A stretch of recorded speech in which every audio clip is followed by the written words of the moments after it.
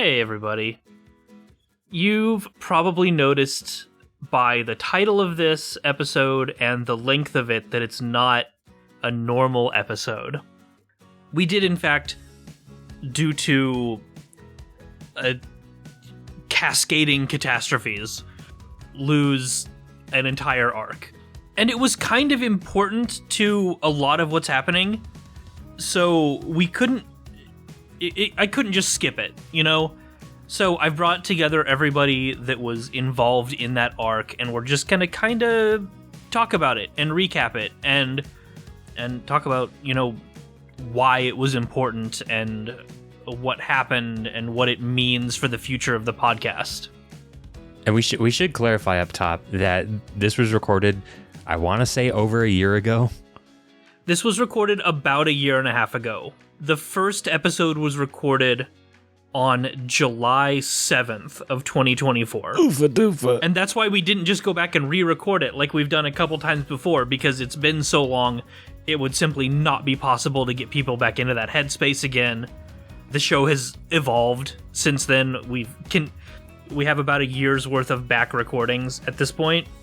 It's changed a little bit. I was in my college dorm room, and now I have graduated. It's been a while. It's been a while. Wow, you've grown. Look at you. You can shave and everything now. I moved into a new house and then moved back into the place I was living before when we recorded this. If you guys can't tell, I'm a little under the weather, have been for weeks. Hopefully by the time this sees the light of day, I will be better. So, first of all, let's talk about the end of last arc. Oh, yeah. The end of The Big Cheesy and The Big Easy, where we met Darren Falstaff and were greeted at the Van Helmon's mansion by FBI agents. Darren Falstaff. Oh, what a guy. A character. We'll see him a little more as time goes on, but yeah, I saw as we were like marking improvements one time, I finally like looked at the advanced improvements, and one of them was you can play a second guy, and I said that's a very Marty thing to do, to just have a new guy in the same campaign. So I took it. Took Spellcaster from me. Or Spell Sniper? What was it? Spell Slinger. Spell Slinger. Took that from me. Yeah. I was going to do that. I sure did. Whoops. Let's just talk about like who since we're not going to get the proper introduction to him that we got throughout this arc. Who is Darren? What's he doing here? We got a physical description of Darren at the end of last episode. Darren is he works for the FBI, or a secret branch of the FBI called the Department of Unseen Investigations. The acronym is unfortunate there, but they decided to roll with it. Darren immediately came across as like the no nonsense straight man to the rest of this group. even in like contrast to Dom, who is sort of that archetype, but in a family of like crazy people is still like far from normal. And Darren was very much like an answer to that. Like, these people need structure in their lives. What? Totally not. The Van Helmons need structure? We have a structure. It's called a house. It's called a house. We live in. It's called a house and an RV Called that a gets mansion, blown up actually. every other arc. Oh, that's right. We did change the RV right after that one, didn't we? Yeah, we did. So Darren has been investigating the family for several months, probably ever since they killed Beth Jesus at the Shazamazon headquarters, and finally got enough of a lead to track them down and find their compound, which the FBI is now currently occupying, in addition to the family. I do have a question about that. Was it that the Van Helmons were just openly, blatantly out in the open with everything that they did, which was throwing off the FBI because they couldn't find anything hidden? It was just all out there for everyone to see, or were they just that good at hiding? I think the original intent is because the Van Helmons are a super rich family, like they're oil tycoons, is that they could use money to make problems go away. And It wasn't particularly spoken aloud, but I think the implication that we would have wanted to get across is that killing Beth Jesus, another ultra-rich person, was too far. It was somebody else of, like, equal or maybe greater power than us financially, so it couldn't just be swept under the rug. That was always my interpretation of it. Again, we never said it, like, out loud. It's just how I've always thought that caught up with us. Yeah. So, folks, basically, this whole situation of, let's see, do we want to get into spoiler territory? I mean, has anything been given away yet, or shall we just keep that silent? Before we get into, like, the mystery proper, let's talk about how stuff at the Van Helmon's mansion changed. Like, the FBI are there with us now.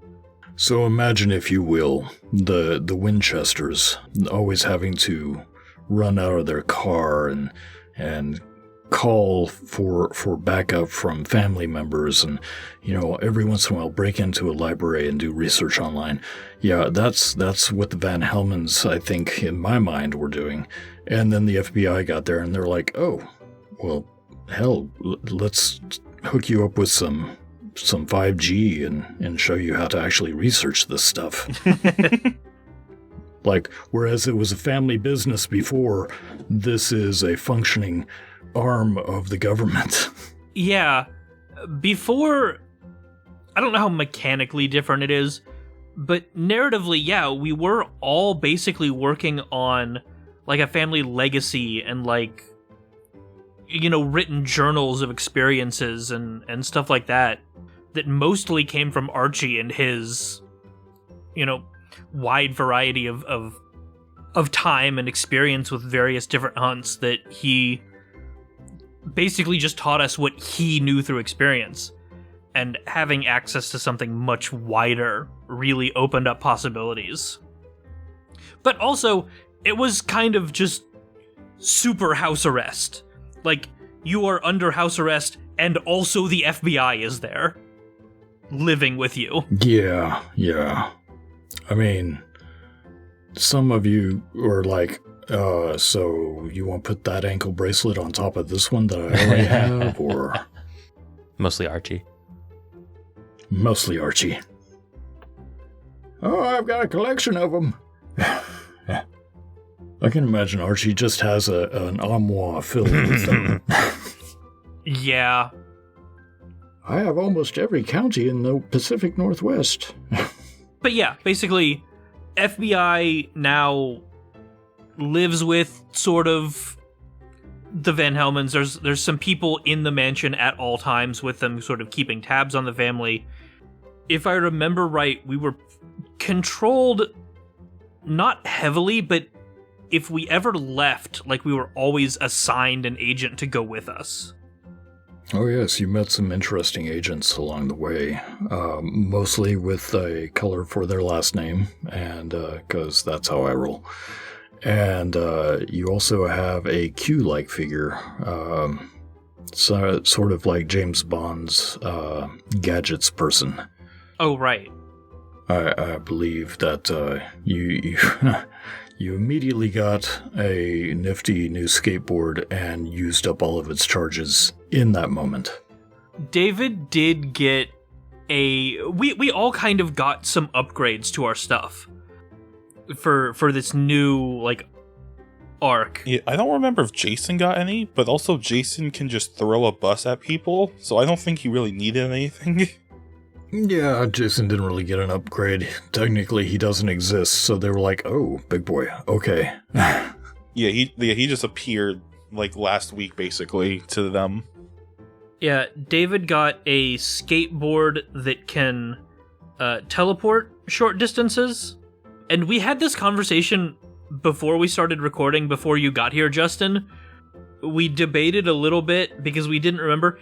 Is it 3 charges per mystery or 3 charges per ever? I was going to say per ever, but I'm a generous soul, if I do say so myself. I'd say per mystery. It is a very David thing to use up all the charges immediately, though. Yeah. Then I fully misunderstood and I screwed up because I did use 3 charges in the first episode.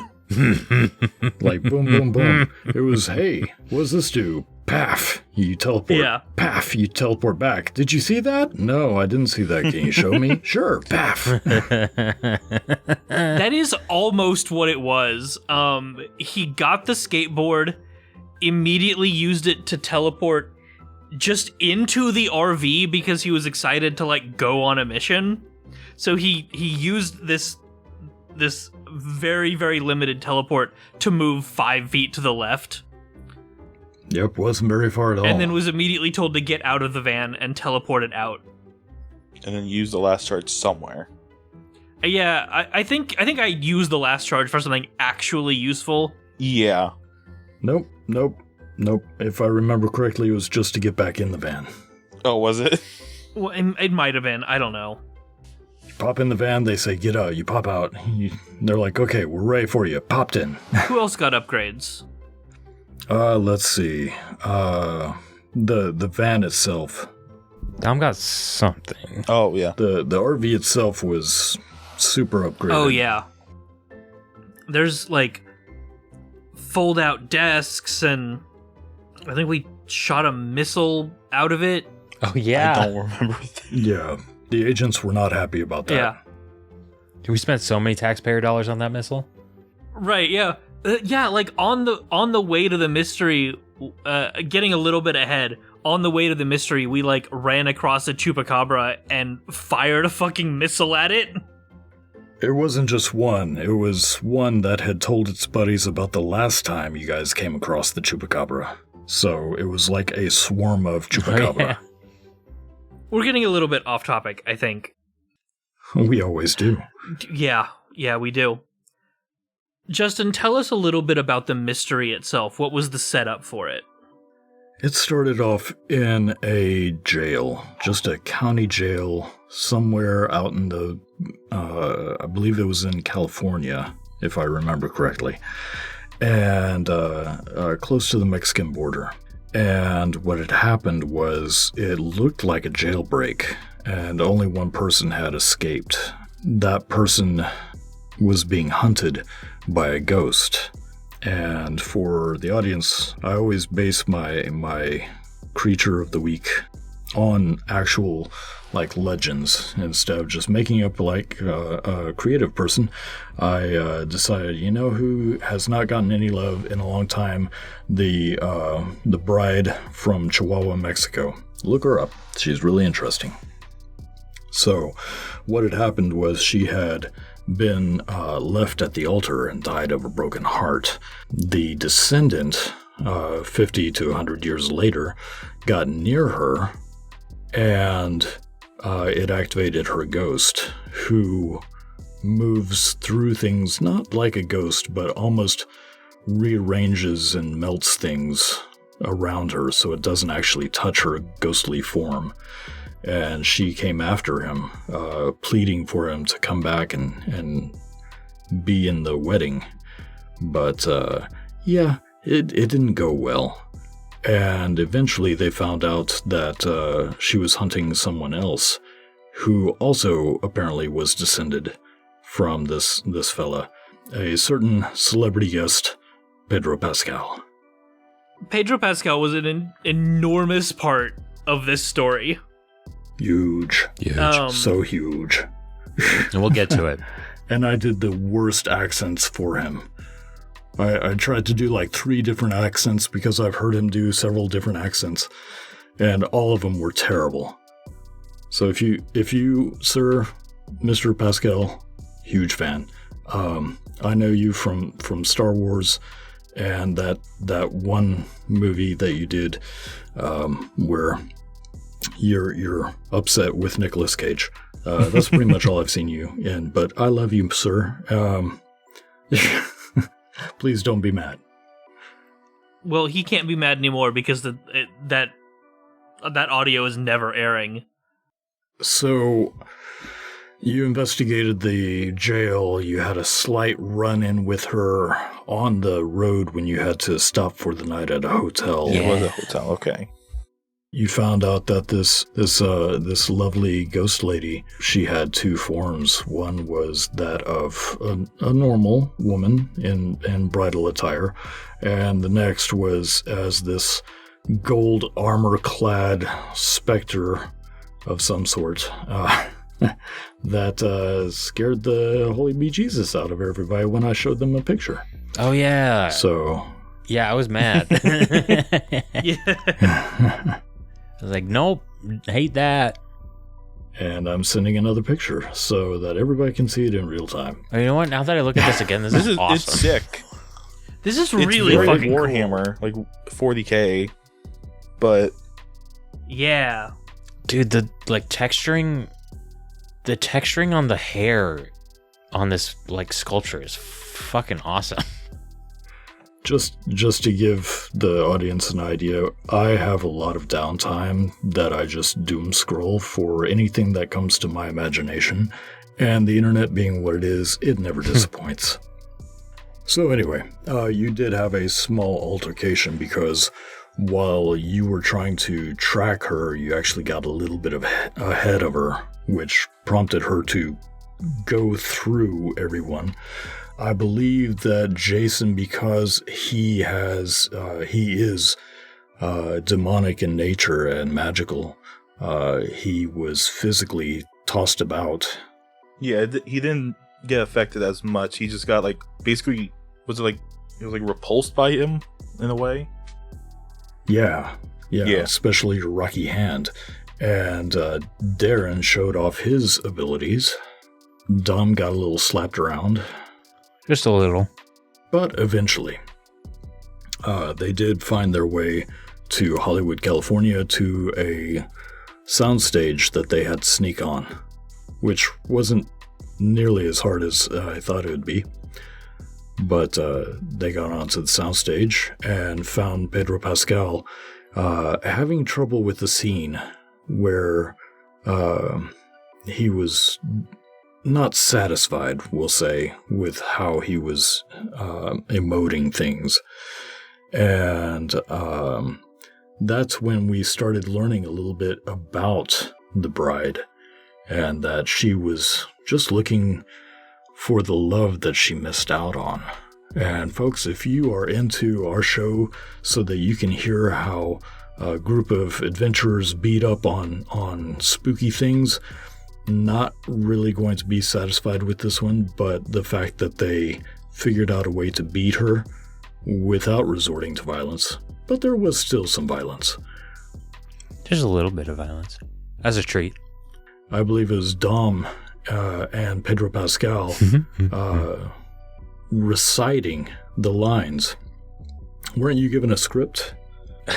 Yeah, Dom walks in on Pedro Pascal, trying to, get this scene rehearsed for this, for whatever he's, shooting, and just comes in and, I guess, successfully impersonates, a stagehand or an assistant or something. And they run the scene, and they, one thing leads to another, and, you know. The scene was very beautiful and heartwarming and touching. In fact, we were nominated for an Oscar and an Emmy for whatever reason, but since they can't find the actual recording anymore, it's gone. Our chances of that are gone. But they professed their undying love and devotion, and it caused the ghost to be satisfied, happy. But it caused her to return from whence she came, and I believe there was a smooch involved. Yeah, canonically, Dominic Van Helmens has kissed Pedro Pascal, and you will never get to hear it. Nope. And that's Never, it's ever. a damn shame. It's a damn shame, damn dirty shame. So I forget. I don't remember if it happened during the Tooth Fairy arc, or if we just kind of joked about it off camera. Is this the arc where we actually said that Dom is bisexual, or has that already been a thing? I think I've just mentioned it out of character in passing before. I don't think it's ever actually, like, been relevant.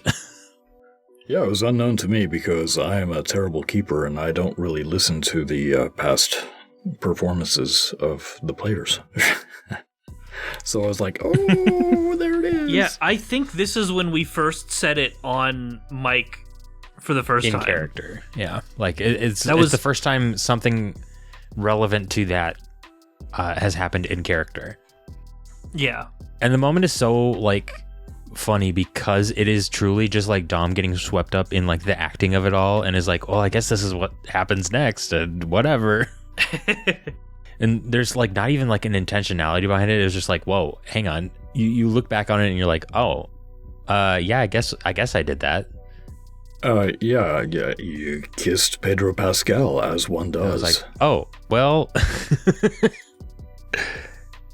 Somewhere there's a book that has like Destiny style writing and it has little check marks, and every time something happens, an infernal blazing check mark goes next to whatever has been seen in the future, and kissing Pedro Pascal, check. One step closer to the apocalypse. And then I think, didn't this arc end with Pedro just inviting us to his house, and then it just He kind of showed ended, us and something. we never did anything with that? Never, yeah. So yeah, he left you guys the open invitation to come over anytime. You guys went to his place. He made a fantastic dinner. You all had drinks and sat in his circular couch and just had a lovely evening. Nice. Because it's Yeah. Pedro Pascal, probably the most golden retriever of all men. But did he not show us something? Like some like symbol or something like that? I can't get it out of my head that He did show you a symbol, and until you mentioned that, I completely forgot about that. That was going to tie into Nope, that hasn't happened yet. technically that hasn't Nope. happened yet, but still. That's gonna tie into the That one is actually spoilers. I'm cutting that out. I'm not cutting a lot out of this episode. I'm cutting that out. But, now that I remember it, making a note right now, so it's future incorporation. I think that kind of wraps stuff up. Does anybody have anything specific that they wanted to talk about? Okay. There is something more that we need to talk about. Tell us about Darren's playbook and the stuff that he can do. Oh shit, yeah. Let me pull up Darren's playbook. Because we like the entire point of this arc was to like introduce this new character and show off what he can do and what he's like. That's kind of just what we were doing for 3 episodes that would have turned into 4 because our last recording session was 3.5 hours long. Okay, so Darren is the Spell Slinger playbook, which means he has the ability to use magic. Let's see his stats. He has -1 charm, +1 cool, +2 sharp, because for some reason everybody in this like group of characters we've made so far either has 0 sharp or negative sharp. So I was like, okay, we need to have somebody that has some sharp. -1 tough and +3 weird. And he used those weird powers. Is there any particular ability that he has that you absolutely loved showing off? Yeah, I mean, the one that got the most focus, I think, this time around was his combat magic. Combat magic allows you to use elements in different ways. Darren started off with ice as his, as his element of choice. You can apply a base to this element, so a lot of times I would use the wall base, which has a couple extra effects that at some point in the future when I'm playing Darren, I'm sure will come up. But you can use a wall, you can use a missile, you can make a ball, you can do just a blast. Darren also has an ability in common with Eddie, which is the Naked City. And he has, believe it or not, a national police contacts, occult contacts, forensic scientists, and politicians. You know, being a federal agent, I thought, you know, getting some higher up contacts than what, you know, a Instagram grilled cheese maker could maybe manage. Hey, he works hard on that. He does work hard on that. We love Eddie.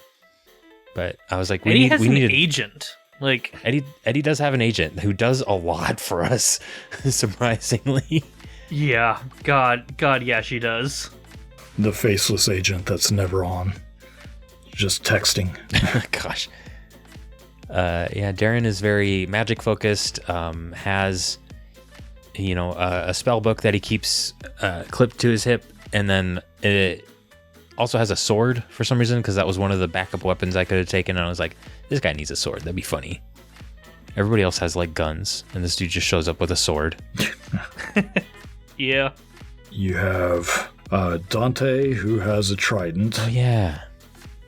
Ari has this giant two-headed axe. Jason is the weapon. Yep. He has guns, but he just doesn't use it. Dom also has a shotgun that he never uses, and I think that's what... Oh, yeah, that was the thing that Dom got improved at the beginning of the arc. He got some special ammunition for his shotgun that had, like, salt rounds that helped when he fought the ghost. The like Kill Bill rock salt gun. Kind of. It was an infusion of quicksilver and rock salt and holy water. It's so funny that this started out being like, oh, let's focus on Darren, but because Dom was here, it like ended up being like more of a Dom focused like finale. Yeah.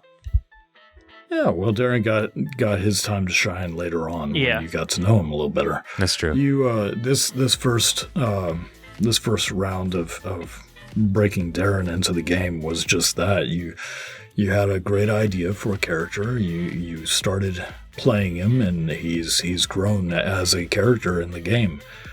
He's a lot more fleshed out now.